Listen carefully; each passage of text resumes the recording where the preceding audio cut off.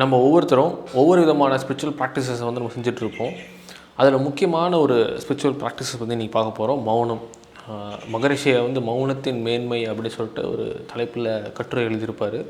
அது ரொம்ப ஒரு முக்கியமான விஷயம். மௌனம் வந்து எந்த அளவுக்கு வந்து நம்ம வாழ்க்கையை முன்னேற்றத்துக்காக கை கொடுக்குது அப்படின்றத பார்ப்போம். பொதுவாக நம்ம மௌனத்தில் அதிக நேரம் இப்போ இருக்கிறதில்ல.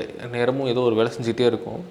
அதனால் நம்மளோட திறமைகள் என்ன, நம்மளோட பொட்டன்ஷியல் என்னென்னு அப்படின்றத நம்ம சில சமயம் மறக்கிறதுக்கான நேரமும் ஆயிடுது.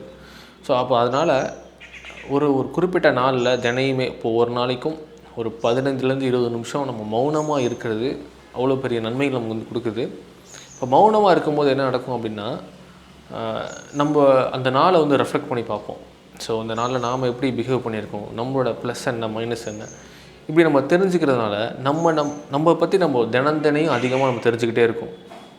இப்போ நம்மளை பற்றி நம்ம அதிகமாக தெரிஞ்சுக்க என்ன ஆகும்னா, நம்ம யார், ஓகே நம்ம மனசில் என்ன இருக்குது, நம்ம எப்படிப்பட்ட ஒரு கேரக்டர், நம்ம என்ன விஷயங்களை இங்கே செய்ய வந்திருக்கோம் அப்படின்றது ஒரு மிக தெளிவாக தெரியும். ஸோ இதுதான் வந்து மகரிஷியை சொல்கிறது. மௌனத்தில் இருக்க நீங்கள் யார் அப்படின்ற உண்மையை வந்து உங்களுக்கு அதிகமாக தெரிய ஆரம்பிக்கும். பட்டினத்தார் ஐயா வந்து ஒரு அழகான ஒரு வாக்கியத்தில் இந்த மௌனம் அடங்குறதை பற்றி, மௌனத்தை பற்றி பேசியிருக்காரு. சினம் அடங்க கற்றாலும் சித்தியெல்லாம் பெற்றாலும் மனம் அடங்கல்லாருக்கு வாயேன் பராபரமே. அதாவது மனம் அடங்கலைன்னா நீ பேசி என்ன பிரயோஜனம், எதுக்காக பேசுகிற அப்படின்னு கேட்குறாரு. இவ்வளோத்தையும் நீ சித்தியெல்லாம் பெற்றுட்ட, இந்த மாதிரி நான் வந்து இவ்வளோத்தையும் கண்ட்ரோல் பண்ணிட்டேன் அப்படின்னு என்ன பேசி என்ன பிரயோஜனம், மனம் அடங்கலையே அப்படின்னு சொல்கிறாரு.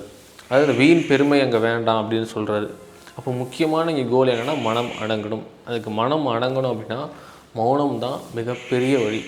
ஏன்னா மௌனத்தில் இருக்கும்போது நம்ம எந்த செயலும் செய்யலை, மனதில் கூட எந்த ஒரு எண்ணங்களும் நம்ம வந்து எழுப்பலை. அதனால் மனம் கொஞ்சம் கொஞ்சமாக அடங்க ஆரம்பிக்கும். இப்படி இந்த மாதிரி மனம் வந்து அடங்காதவர்கள் ஏதோ ஒரு பேசுகிறாங்கன்னு வச்சுக்கோங்களேன், அந்த மாதிரி அவங்க பேசுகிற விஷயங்கள் வந்து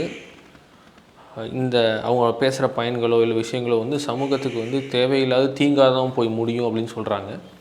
இது ஒரு வகையில் உண்மை தான் அப்படின்றது நம்ம சிந்திச்சு பார்க்கும்போது தெரியுது.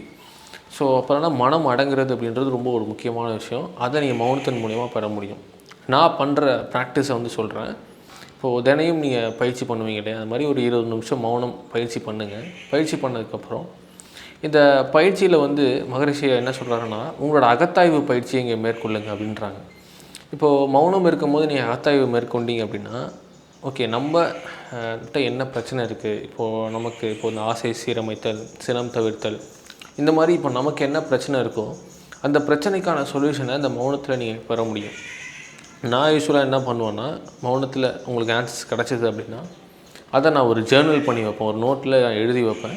என்ன பிரச்சனை, அதுக்கான சொல்யூஷன் என்ன, இப்படி நீங்கள் ஒவ்வொன்றா எழுதி வைக்க நீங்கள் அதை டாக்குமெண்ட் பண்ணிட்டே இருக்கீங்க. உங்களுக்கு ஃப்யூச்சரில் எப்போயாவது தேவைன்னா அதை நீங்கள் எடுத்து பார்த்துக்க முடியும். ஸோ இதெல்லாம் சில விஸ்டம்லாம் நமக்கு வந்து அரிதாக கிடைக்கும். அதை நீங்கள் வந்து எடுத்து பார்த்துக்கலாம். ஸோ இந்த ஒரு ப்ராக்டிஸை நீங்கள் பண்ணுங்கள், உங்களுக்கு நிறைய ஒரு மாற்றத்தை வந்து ஏற்படுத்தும். ஸோ உங்களை நீங்கள் சீரமைச்சிக்கிறதுக்கும் உங்களோட பிரச்சனைகளை வந்து சரி செய்கிறதுக்கும் இந்த அகத்தாய்வு மௌனம் வந்து மிகவும் பயன்படும். இந்த மௌனத்தின் மேன்மையை பற்றி நீங்கள் படிக்கணும் அப்படின்னா 2ஆம் நிலை அகத்தாய்வுன்ற புத்தகத்தை வாங்கி நீங்கள் பார்த்தீங்க அப்படின்னா அதில் ஒரு கட்டுரை இருக்குது. அதில் வந்து சில பயன்கள் சொல்கிறாங்க மகரிஷி ஐயா. இந்த மௌனத்தோட பயன்கள் மட்டும் எவ்வளவு இருக்குதுன்னு பாருங்கள். ஸோ நம்ம ஏற்கனவே சொன்ன மாதிரி தற்சோதனை செய்கிறதுக்கு மிகவும் உதவும். புலன்கள் அடக்கம் பெறும்.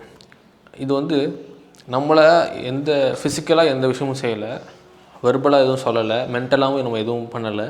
அப்படின்றபோது இந்த மனம் வந்து அதோட வேக சுழற்சி வந்து கம்மியாகிட்டே இது அடங்க ஆரம்பிக்கும். சீவகாந்த பெருக்கம், சீவகாந்த செறிவு ஏற்படும். மனம் செயல்பட்டால் தான் சீவகாந்தம் வந்து அதிகமாக போக ஆரம்பிக்கும், விரயமாகும். மனமே அங்கே செயல்படலைன்னா சீவகாந்த பெருக்கம் நடக்கும். தவத்தில் நிலைத்து நிற்க உதவும். அறிவாட்சி திறன் பெருகும். அயராத விழிப்பு நிலை ஏற்படும்.